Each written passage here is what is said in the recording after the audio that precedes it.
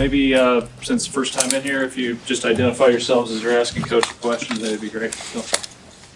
Hey, Dana, Sean Callahan with Husker Online. I'm curious, what was your familiarity growing up in Iowa with Nebraska football, and how much did you know about Nebraska before you came here? Quite a bit. I grew up 30 minutes south of Iowa City, so grew up a fan of theirs, and just obviously being in this part of the country, I knew what Nebraska football was all about, and didn't have any ties to it, but I guess probably the closest thing I could say I did was we took a lot of trips to Colorado, and so we would drive right through here. But just all, a great deal of respect for the program, the history, the tradition, and it's exciting to be a part of it. Just Steve Sipple from Husker Online. Basic question: Why did you want to take this job at this time? I was bored. Great deal of respect for Coach Rule. We visited in December, and I didn't think it was fair to him, me, or the program to do it at that point. I was tired. I'd been through a lot, and just didn't have to do it at that point, and I didn't feel like I was ready to give it my all. I was very grateful to Sonny Dykes and TCU for being a consultant there, which kept me around the game. I was there for I think 3 weeks in camp, and then went on vacation for about 2 weeks. Came back, and I was always there. I was there for 2 weeks, and I was there for 2 games, and I didn't like being a part of the games because I wasn't a part of the games. All right, I was up in the head coach's suite for a game, and I was on the sidelines for a game, and I'm like, yeah, I don't like this part of it. If I don't have any control over it, I don't want to do it. So I would just help prep them in the beginning of the week, and then I'd go do something else. It was fun to kind of go do other things, but I was slated to go back to Fort Worth on Sunday night, and Coach Rule called, and I was like, yeah, he said, let's just come try to figure this out. I need your help. And so I was grateful to him for saying that I needed your help, and so I was like, I think a great deal of him. I think a great deal of this program. So I was excited to jump on it, rules allow it now. In years past, rules wouldn't have allowed it. So, I just wanted to insert myself and try to help Coach Rule and try to help this football team and try to help this great program. Sam McEwen from the Omaha World. Welcome to Nebraska, Dana. Curious about, so you've been here about a week and a half, 2 weeks. What do you think of this group, of this offense? How do you feel like it can get fixed? Because Rule has used that word, fix. And how quickly do you think that can happen? I had no idea what to expect on Saturday. I dove right in, and a week later, he made the announcement. I didn't know what was going to happen in the beginning. I didn't come here with the intention of being the offensive coordinator and the play caller. We didn't know what it was going to look like. He's just like, hurry up and get here, And so I got here and just started digging into it, and I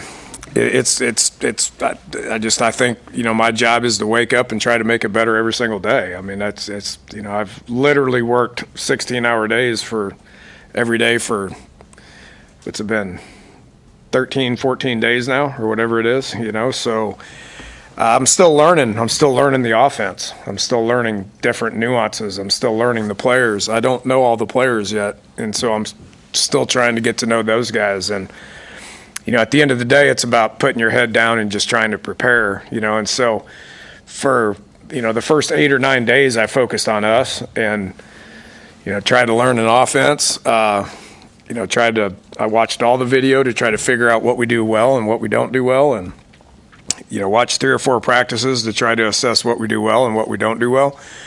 And then I turned attention to USC and had to figure that out defensively.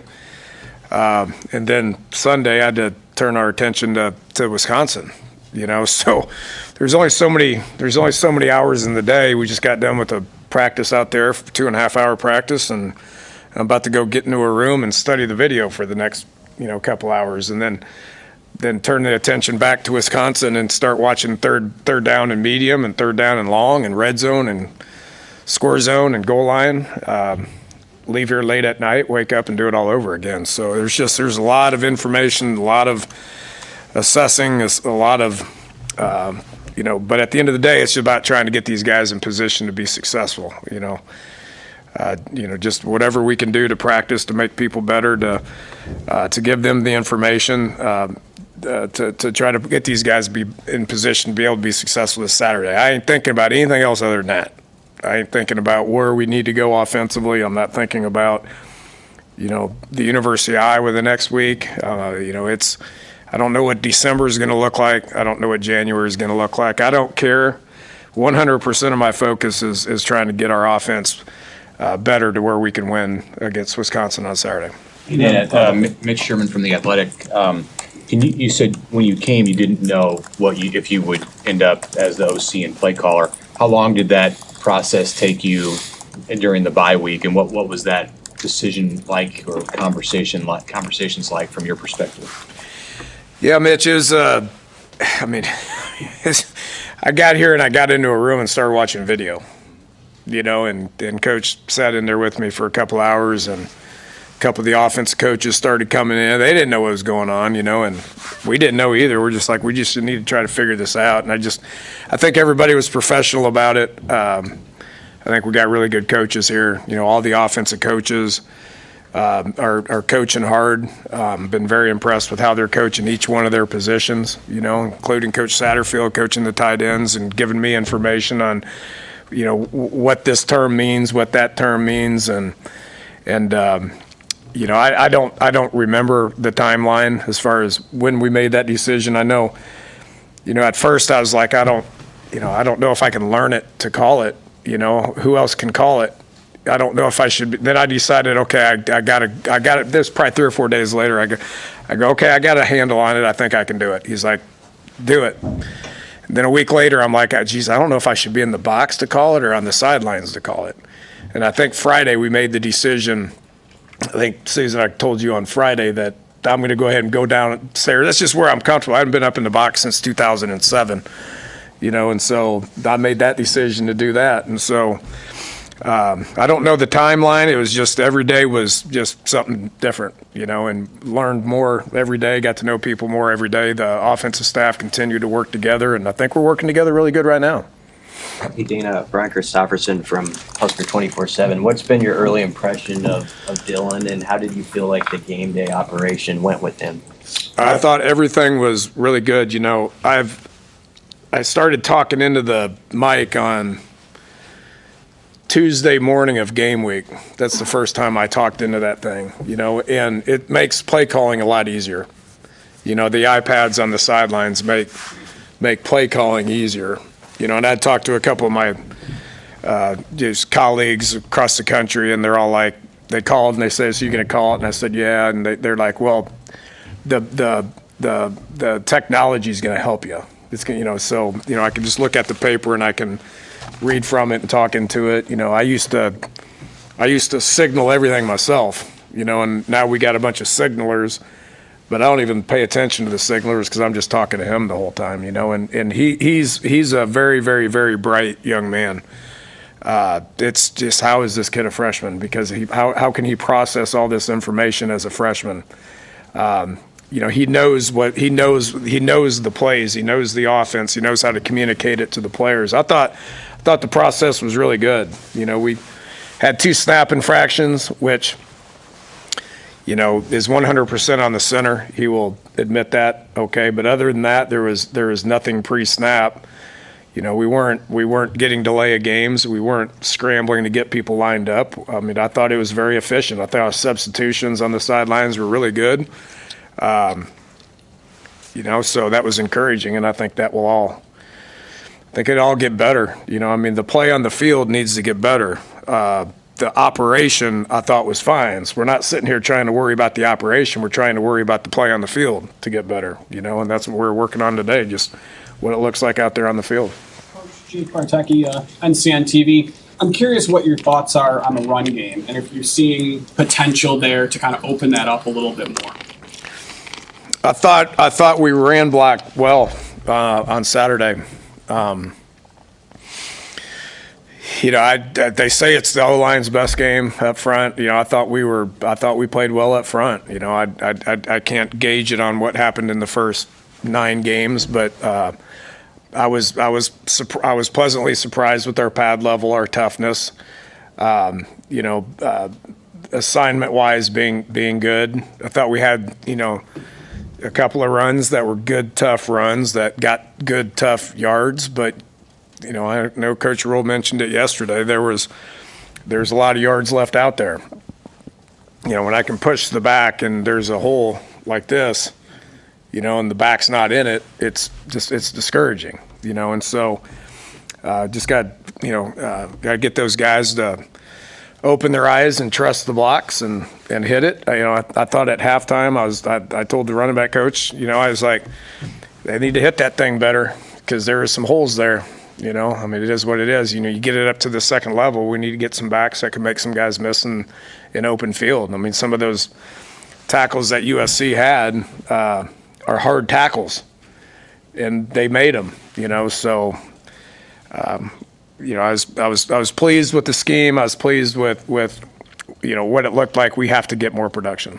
We do have to get more production. Dana, did you know enough from watching film and watching practice to have some input on personnel in the game, like incorporate this player at receiver or this player at tight end more than what you had seen from Nebraska this season? Yeah, I give my opinion. I give my opinion.